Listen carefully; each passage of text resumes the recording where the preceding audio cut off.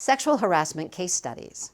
Let's take a look at a few scenarios that help explain the kind of behaviors that can constitute sexual harassment. These examples describe inappropriate behavior in the workplace that will be dealt with by corrective action, including disciplinary action. Remember, it is up to all employees to report inappropriate behavior in the workplace. Example 1. Not taking no for an answer. Li Yan's co-worker Ralph has just been through a divorce. He drops comments on a few occasions that he's lonely and needs to find a new girlfriend. Li Yan and Ralph have been friendly in the past and have had lunch together in local restaurants on many occasions. Ralph asks Li Yan to go on a date with him, dinner and a movie. Li Yan likes Ralph and agrees to go out with him. She enjoys her date with Ralph, but decides that a relationship is not a good idea. She thanks Ralph for a nice time, but explains that she does not want to have a relationship with him. Ralph waits 2 weeks and then starts pressuring Li Yan for more dates. She refuses, but Ralph does not stop. He keeps asking her to go out with him. Question 1. When Ralph first asked Li Yan for a date, this was sexual harassment. True or false? False. Ralph's initial comments about looking for a girlfriend and asking Li Yan, a co-worker, for a date are not sexual harassment. Even if Li Yan had turned Ralph down for the first date, Ralph had done nothing wrong by asking for a date and by making occasional comments that are not sexually explicit about his personal life. Question 2. Li Yan cannot complain of sexual harassment because she went on a date with Ralph. True or false? False. Being friendly, going on a date, or even having a prior relationship with a coworker does not mean that a coworker has a right to behave as Ralph did toward Li Yan. She has to continue working with Ralph, and he must respect her wishes and not engage in behavior that has now become inappropriate for the workplace. Li Yan complains to her supervisor, and the supervisor, as required, reports her complaint to the person designated by her employer to receive complaints. Ralph is questioned about his behavior, and he apologizes. He is instructed by the designated person to stop. Ralph stops for a while, but then starts leaving little gifts for Li Yan on her desk with accompanying love notes. The love notes are not overtly offensive, but Ralph's behavior is starting to make Li Yan nervous, as she is afraid he may start stalking her. Question 3. Ralph's subsequent behavior with gifts and love notes is not sexual harassment, because he's stopped asking Li Yan for dates as instructed. He's just being nice to Li Yan because he likes her. True or false? False. Li Yan should report Ralph's behavior. She was entitled to have effective assistance in getting Ralph to stop his inappropriate workplace behavior. Because Ralph has returned to pestering Li Yan after being told to stop, he could be subject to serious disciplinary action for his behavior. Example 2. The boss with a bad attitude. Sharon transfers to a new location with her employer. Her new supervisor, Paul, is friendly and helps her get familiar with her new job duties. After a few days, when no one else is around, Paul comes over to Sharon's work area to chat. Paul talks about what he did last night, which was to go to a strip club. Sharon is shocked that Paul would bring up such a topic in the workplace and says nothing in response. Paul continues talking and says that all the women in the office are so unattractive that he needs to get out and see some hot chicks once in a while. He tells Sharon he's glad she joined the staff because, unlike the others, she is easy on the eyes. Sharon feels very offended and demeaned that she and the other women in her workplace are being evaluated on their looks by their supervisor. Question 1. Because Paul did not tell Sharon that she is unattractive, he has not harassed her. True or false? False. Paul has made sexually explicit statements to Sharon, which are derogatory and demeaning to Sharon and her female co-workers.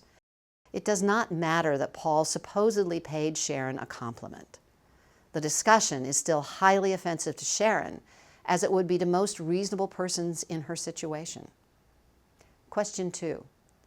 By bringing up his visit to the strip club, Paul is engaging in inappropriate workplace behavior. True or false? True. Simply bringing up the visit to the strip club is inappropriate in the workplace, especially by a supervisor, and it would be appropriate for Sharon to report this conduct. A one-time comment about going to a strip club is behavior that Paul would be told to stop, even though it probably would not rise to the level of unlawful harassment, unless it was repeated on multiple occasions. Question 3. Paul should be instructed to stop making these types of comments, but this is not a serious matter. True or false? False. Paul's comments about the female employees are a serious matter and show his contempt for women in the workplace. Paul is required to model appropriate behavior and must not exhibit contempt for employees on the basis of sex or any protected characteristic. Sharon should not have to continue to work for someone she knows harbors such contempt for women, nor should the other employees have to work for such a supervisor. Management should be aware of this, even if the other employees are not, and Paul should be disciplined and most likely removed from his current position. Example 3. No job for a woman. Carla works as a licensed heavy equipment operator. Some of her male co-workers think it's fun to tease her. Carla often hears comments like, "Watch out, here she comes, that crazy woman driver," in a joking manner. Also, someone keeps putting a handmade sign on the only porta potty at the worksite that says, "Men only." Question 1. Women in traditionally male jobs should expect teasing and should not take the joking comments too seriously. True or false? False. Whether Carla is being harassed depends in part on Carla's opinion of the situation. That is, whether she finds the behavior offensive. However, if at any point Carla does feel harassed, she is entitled to complain of the behavior and have it stopped, regardless of whether and for how long she has endured the behavior without complaint. Carla can always say when enough is enough. Question 2. Carla cannot complain because the site supervisor sometimes joins in with the joking behavior, so she has nowhere to go. True or false? False. Carla can still complain to the supervisor, who is then on notice that behavior bothers Carla and must be stopped. The supervisor's failure to take Carla's complaint seriously constitutes serious misconduct on his or her part.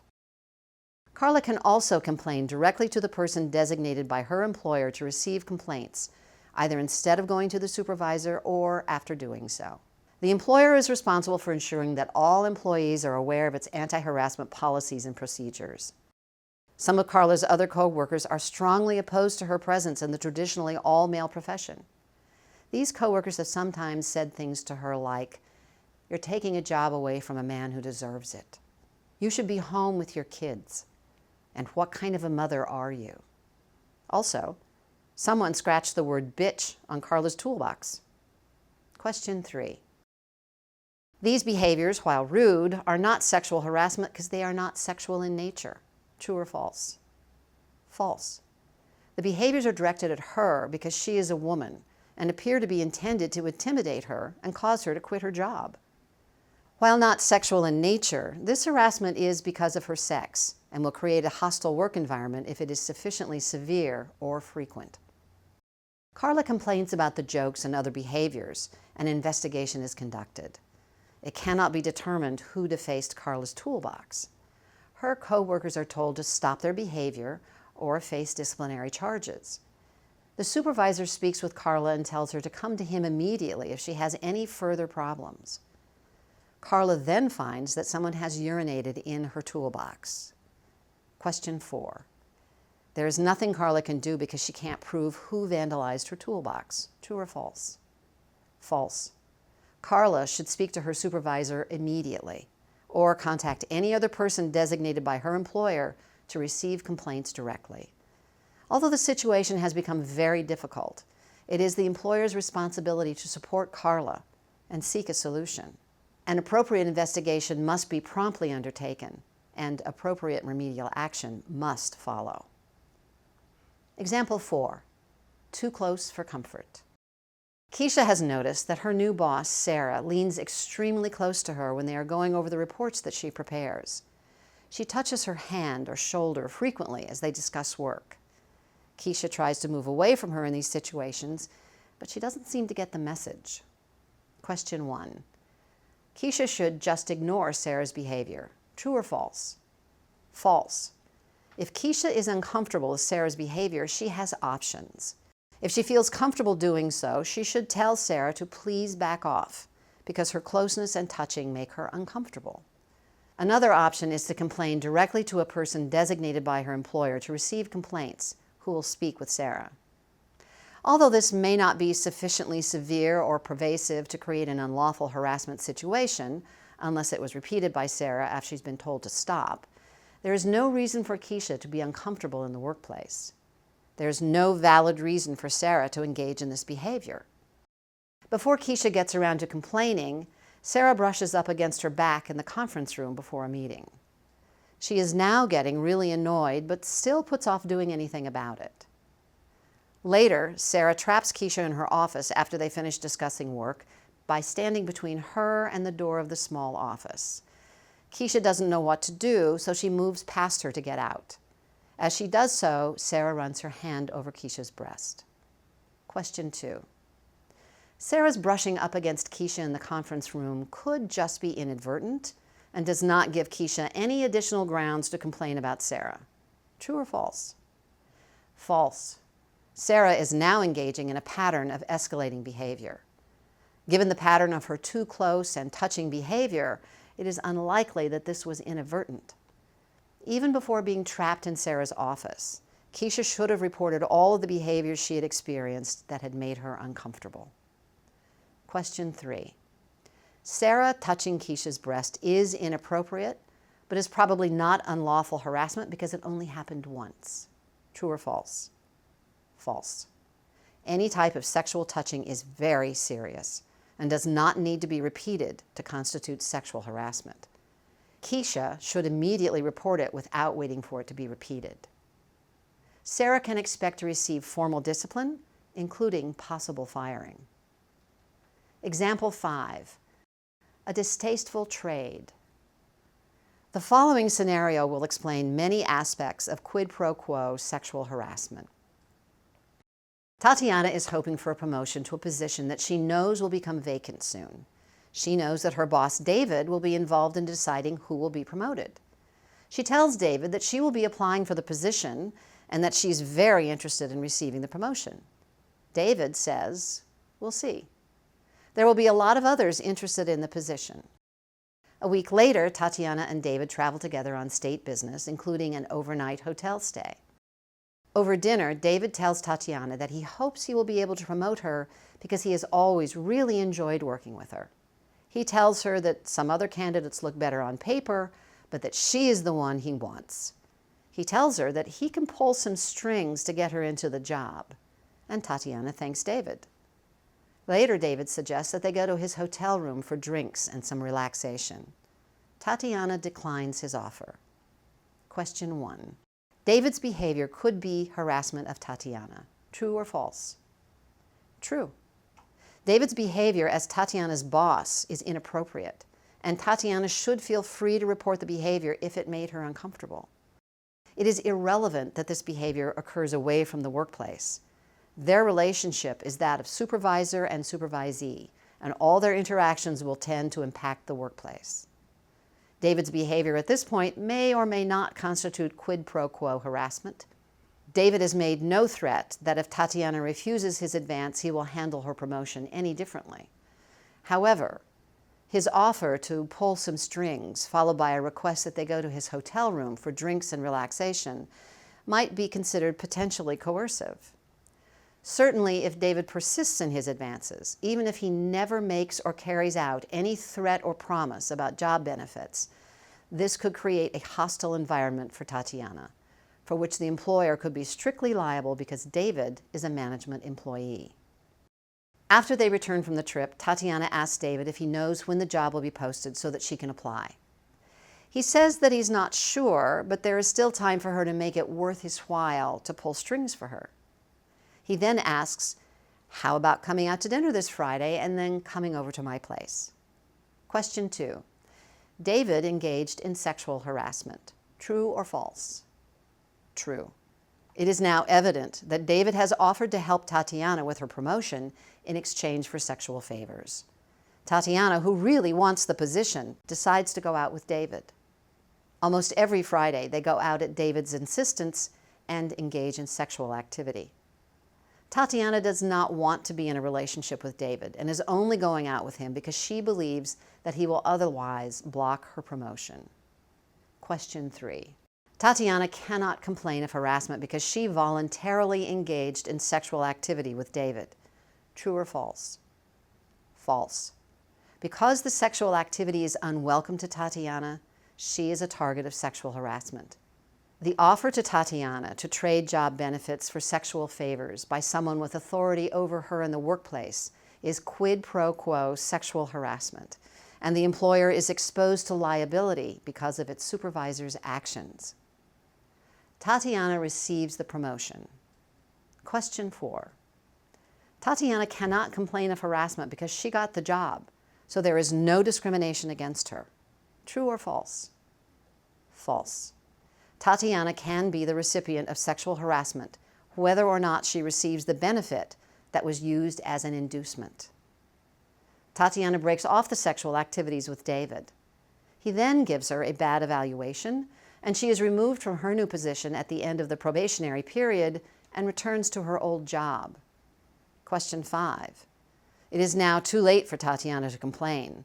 Losing a place of favor due to the breakup of the voluntary relationship does not create a claim for sexual harassment. True or false? False. It is true that the breakup of a relationship, if truly consensual and welcomed at the time, usually does not create a claim for sexual harassment. However, the relationship in this case was never welcomed by Tatiana. David's behavior has at all times been inappropriate and a serious violation of the employer's policy. As the person who abused the power and authority of a management position, David has engaged in sexual harassment. Example 6. An issue about appearances. Leonard works as a clerk typist for a large employer. He likes to wear jewelry, and his attire frequently includes earrings and necklaces. His boss, Margaret, thinks it's weird that, as a man, Leonard wears jewelry and wants to be a clerical worker. She frequently makes sarcastic comments to him about his appearance and refers to him jokingly as her office boy. Leonard, who hopes to develop his career in the area of customer relations, applies for an open promotional position that would involve working in a front desk area where he would interact with the public. Margaret tells Leonard that if he wants that job, he had better look more normal, or else wait for a promotion to mailroom supervisor. Question 1. Leonard's boss is correct to tell him wearing jewelry is inappropriate for customer service positions. True or false? False. Leonard's jewelry is only an issue because Margaret considers it unusual for a man to wear such jewelry. Therefore, her comments to Leonard constitute sex stereotyping.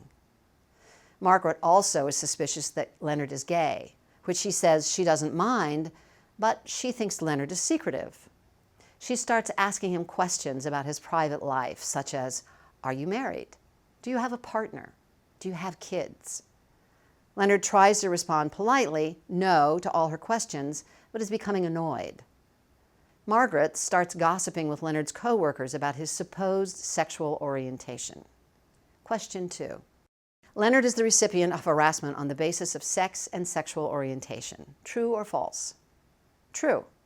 Leonard is harassed on the basis of sex because he is being harassed for failure to adhere to Margaret's sex stereotypes. Leonard is also harassed on the basis of his perceived sexual orientation. It does not matter whether or not Leonard is a gay man in order for him to have a claim for sexual orientation harassment. Leonard might also be considered a target of harassment on the basis of gender identity, which is a form of sex and/or disability discrimination prohibited by the human rights law. Leonard should report Margaret's conduct, which is clearly a violation of the sexual harassment policy, to a person designated by his employer to receive complaints, i.e. his employer's designee. Leonard decides that he is not going to get a fair chance at the promotion under these circumstances, and he complains to the employer's designee about Margaret's behavior. The designee does an investigation and tells Margaret that Leonard's jewelry is not in violation of any workplace rule, that she is to consider him for the position without regard for his gender, and that she must stop making harassing comments, asking Leonard intrusive questions, and gossiping about his personal life. Margaret stops her comments, questions, and gossiping, but she then recommends a woman be promoted to the open position. The woman promoted has much less experience than Leonard and lacks his 2-year degree in customer relations from a community college. Question 3. Leonard has likely been the target of discrimination on the basis of sex, sexual orientation, and/or retaliation. True or false? True. We don't know Margaret's reason for not recommending Leonard for the promotion, but it's not looking good for Margaret. It appears that she is either biased against Leonard for the same reasons she harassed him, or she is retaliating because he complained, or both. Leonard should speak further with the employer's designee, and the circumstances of the promotion should be investigated. If it is found that Margaret had abused her supervisory authority by failing to fairly consider Leonard for the promotion, she should be subject to disciplinary action. This scenario shows that sometimes more severe action is needed in response to harassment complaints in order to prevent discrimination in the future.